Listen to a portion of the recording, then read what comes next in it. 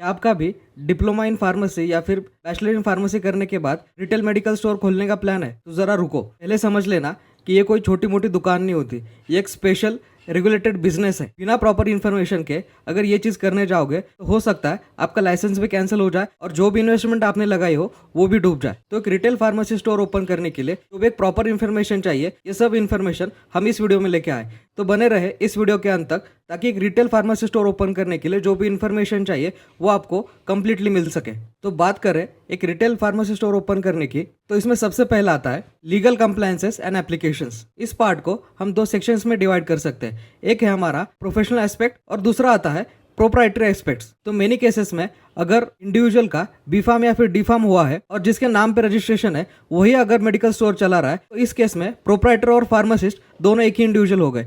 तो ऐसा भी हो सकता है कि जो प्रोप्राइटर है या फिर फार्मासिस्ट है वो अलग अलग दो इंडिविजुअल हो। आप दोनों ही केस में ड्रग इंस्पेक्टर के ऑफिस में जाके एक वैलिड वाला लाइसेंस आप इशू करवा सकते हैं। लेकिन अगर बात करें जिस केस में फार्मासिस्ट या फिर प्रोप्राइटर अलग अलग हो, उस केस में विदाउट फार्मासिस्ट जो भी लाइसेंस है वो बिल्कुल भी वैलिड नहीं रहेगा। तो मिनिमम एरिया की अगर बात की जाए तो एक रिटेल फार्मेसी स्टोर स्टार्ट करने के लिए मिनिमम आपके शॉप का एरिया 107 स्क्वायर फुट होना ही चाहिए। अगर आप प्लान कर रहे हो रिटेलर और होलसेलर एजेंसी स्टार्ट करने का, इससे की मिनिमम रिक्वायरमेंट 160 स्क्वायर फुट की हो जाती है। इसके बाद जब भी आप एप्लीकेशन कर रहे हो इसी रिटेल स्टोर का आपको जो भी मैप है वो मैप भी आपको सबमिट करना होता है। इसके बाद में हम बात करते हैं documents required for licence application. तो अगर हम बात करें तो इसमें पहला आता है फार्मासिस्ट का एस्पेक्ट। इसमें मिनिमम आपको डी फार्म या फिर बी फार्म होने के बाद स्टेट फार्मेसी काउंसिल का जो भी लाइसेंस होता है वो आपके पास होना मैंडेटरी होता है। इसी के साथ आपके जो भी अदर एकेडमिक डॉक्यूमेंट्स है, जैसे कि 10th की मार्कशीट, 12th की मार्कशीट या फिर अदर जो डॉक्यूमेंट्स आते हैं, इनकी स्कैन कॉपी आपको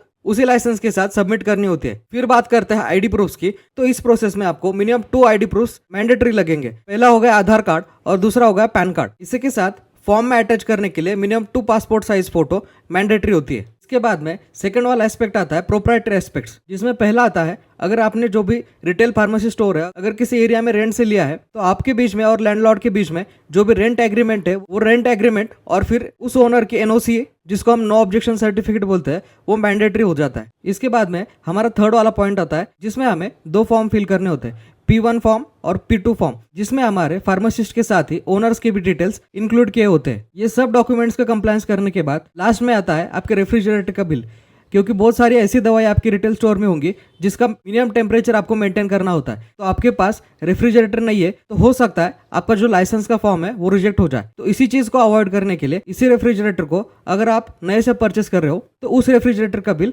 आप उस एप्लीकेशन के साथ सबमिट कर सकते हो। फिर लास्ट में आता है फार्मासिस्ट का एफिडेविट, जिसमें आप एक स्टैम्प पेपर के ऊपर ये चीज अश्योर करके देते हो जो आपको जो भी लाइसेंस है वो किसी और जगह इस्तेमाल नहीं हो रहा है। क्योंकि जैसे आपको पता है कि ये जो फार्मासिस्ट का लाइसेंस होता है वो नॉन ट्रांसफरेबल होता है। इसका मतलब जिसके नाम पे वो लाइसेंस बना है वही इंडिविजुअल फार्मेसी की प्रैक्टिस कर सकता है। तो ये तो हो गया हमारे all the legal compliances and the documents required for licence process. अगर डॉक्यूमेंट्स की प्री रिक्विजिट आपने सही से फुलफिल किए हो तो मोस्ट प्रोबेबली लाइसेंस अप्रूवल का प्रोसेस बहुत ज्यादा इजियर और स्मूदर हो जाएगा। फिर इसमें सेकंड आता है पोर्टल पे जाके अप्लाई करना। लाइसेंस के लिए अप्लाई करने की जो भी वेबसाइट की लिंक है वो लिंक हमने इस वीडियो के डिस्क्रिप्शन में दी है। वहां पे जाके अगर आप न्यू एप्लीकेशन पे जाके क्लिक करते हो और जो भी रिक्वायर्ड डॉक्यूमेंट्स है उनकी स्कैन कॉपी अपलोड करते हो तो ये प्रोसेस पूरी होने के बाद आपको एक एक्नॉलेजमेंट रिसिप्ट मिलती है जिसमें एक एप्लीकेशन नंबर होता है। एप्लीकेशन नंबर की वजह से बाद में जाके लाइसेंस की प्रोसीजर कहां तक आई है इस चीज को हम घर बैठे ट्रैक कर सकते हैं। ऑनलाइन की पूरी प्रोसीजर होने के बाद जो भी ओरिजिनल डॉक्यूमेंट्स की कॉपीज है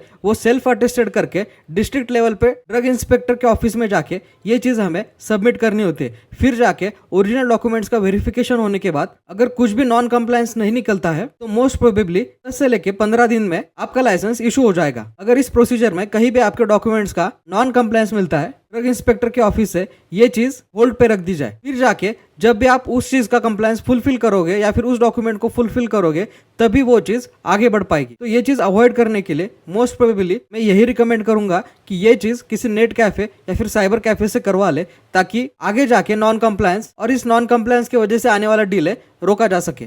अगर बात करें एक्सपेंसेस की तो अगर आप खुद भी अप्लाई करने जाओगे तो भी आपको 3 से लेके 4,000 तक खर्चा देखने के लिए मिलता है। और यही चीज अगर आप किसी साइबर कैफे वाले से करवा लोगे तो इसमें और ज्यादा 500 रुपए ऐड कर देना। तो इसकी वजह से मैं यही रिकमेंड करता हूँ कि 500 रुपए की वजह से जो भी डिले है या फिर नॉन कंप्लायंस की क्वेरी है उसको अवॉइड करने के लिए ये चीज किसी साइबर कैफे वाले से करवा ले। जैसे ही आपको ड्रग इंस्पेक्टर से लाइसेंस मिल जाता है। मेडिसिन परचेस के लिए ये जो लाइसेंस की कॉपी है वो आपको होलसेलर को सबमिट करनी होती है, फिर जाके होलसेलर आपको जो भी स्टॉक है उसकी डिलीवरी दे पाएगा। ये सब होने के बाद कुछ चीजें आपको फ्रीक्वेंट बेसिस पे मेंटेन करनी होती है, जैसे कि जीएसटी का कलेक्शन हो गया, या फिर शेड्यूल एच रजिस्टर हो गया, टेम्परेचर का मेंटेनेंस लॉग हो गया, एक्सपायरी रजिस्टर, या फिर सेल्स और परचेस का रिकॉर्ड। ये सभी चीजें आपको फ्रीक्वेंट बेसिस पे मेंटेन करनी है। इसी के साथ आपके मेडिकल शॉप पे रजिस्टर्ड फार्मासिस्ट का होना कंपलसरी होता है। इसके बाद रिटेल फार्मेसी स्टोर चालू करने के लिए जो भी डॉक्यूमेंट्स या फिर लीगल कंप्लायंसेस है और उसके एप्लीकेशन प्रोसेस के बारे में तो हमने जान लिया। इसके बाद हम बात करते हैं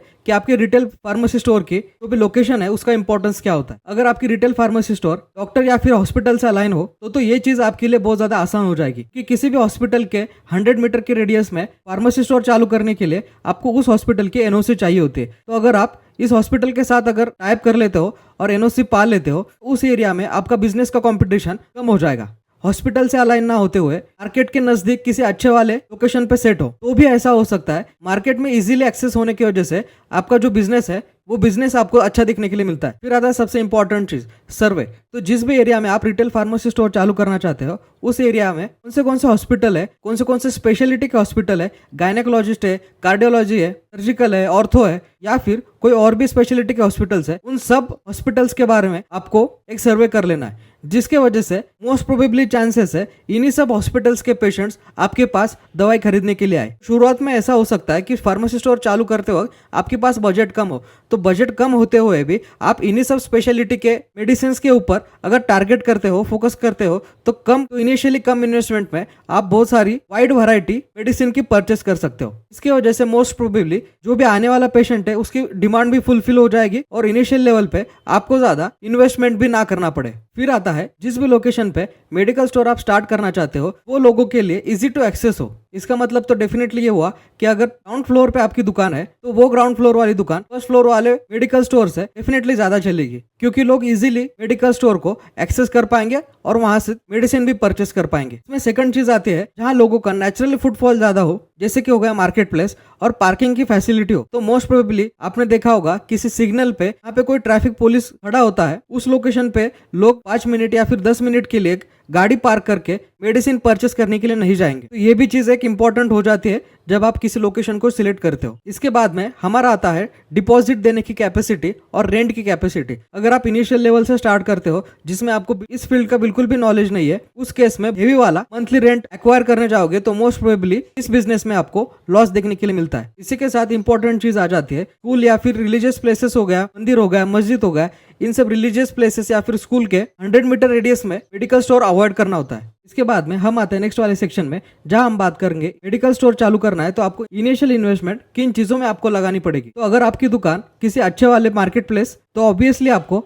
हायर डिपॉजिट या फिर हाईली मंथली रेंट आपको देना पड़ सकता है। इसके बाद में किसी भी मेडिकल स्टोर में आपने देखा होगा कि एक टिपिकल टाइप का फर्नीचर आपको देखने के लिए मिलता है, जहाँ पे हो गया आपका बिलिंग काउंटर हो गया या फिर उसके पीछे जो भी रैक्स रहते हैं जहां भी हम मेडिसिन स्टोर करते हैं वो सब बनाने में अच्छा खासा पैसा लग जाता है। तो अगर आप इसी चीज को अगर वुडन की जगह मेटल्स के रैक यूज करते हो तो मोस्ट प्रोबेबली आपको यही चीज सेम यूटिलिटी में कम पैसों में देखने के लिए मिल सकती है। फिर आता है एसी या फिर रेफ्रिजरेटर। तो एसी तो मैंडेटरी नहीं है लेकिन रेफ्रिजरेटर तो मैंडेटरी हो ही जाता है। जैसे कि इंसुलिन हो गई, वो मेडिसिन आपको एक रेगुलेटेड टेम्परेचर में स्टोर करनी होती है, तो जिसकी वजह से रेफ्रिजरेटर होना मैंडेटरी हो जाता है। इसके बाद में हमारा आता है कंप्यूटर, लैपटॉप या फिर बिलिंग सॉफ्टवेयर्स। आपके स्टोर में होने वाले जो भी ट्रांजैक्शंस है उनका हिसाब रख सकते हो या फिर आपके जो भी परचेस या फिर सेल्स है उसका भी आप रिकॉर्ड रख सकते हो। तो इस सॉफ्टवेयर की एक एनुअल फीस होती है जो आपको पे करनी होती है। तो इनिशियल लेवल पे ये भी आपका एक इन्वेस्टमेंट हो सकता है। इसके बाद में गोल्डन टिप, आपकी दुकान हफ्ते के 7 दिन चालू रखनी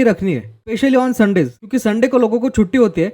तो मोस्ट प्रोबेबली इवनिंग के टाइम लोग जैसे ही फ्री होते हैं उस वक्त महीने की जो भी मेडिसिन का स्टॉक है वो परचेस कर लेते हैं। तो रिटेल मेडिकल स्टोर को एक सक्सेसफुली रन करने के लिए अगर आप polite service, fast billing, strong stock management इन सब को इफेक्टिवली इंप्लीमेंट करते हो तो आने वाले समय में आपको रिपीटेटिव कस्टमर आपको देखने के लिए मिल सकता है। इसके बाद में फिर आते हैं हम इस वीडियो के लास्ट सेक्शन में जहाँ पे आपको इस बिजनेस से रिलेटेड लीगल रिस्क या फिर पेनल्टीज के बारे में जानना जरूरी हो जाता है। इसमें पहला आता है एक्सपायर्ड मेडिसिन रखना। अगर आप एक्सपायर मेडिसिन का रजिस्टर मेंटेन नहीं करते हो और किसी भी ड्रग को अगर विदाउट एक्सपायरी वेरीफाई किए किसी भी कस्टमर को देते हो, लीगली पनिशेबल ऑफेंस हो जाता है, जिसमें आपको 20,000 तक फाइन या फिर जिसमें आपको 6 मंथ या फिर 1 ईयर तक जेल भी देखने के लिए मिल सकती है। तो ये चीज ना हो इसके लिए एक्सपायरी मेडिसिन का रजिस्टर मेंटेन रखना और डिस्पेंसिंग के टाइम एक्सपायरी क्रॉस वेरीफाई करना नेसेसरी हो जाता है। इसके बाद में सेकंड आता है प्रिस्क्रिप्शन ओनली ड्रग्स, जैसे कि शेड्यूल एच वाली दवाइयाँ हम विदाउट प्रिस्क्रिप्शन नहीं बेच सकते। तो इस चीज को फॉलो करने के लिए सबसे पहले आपको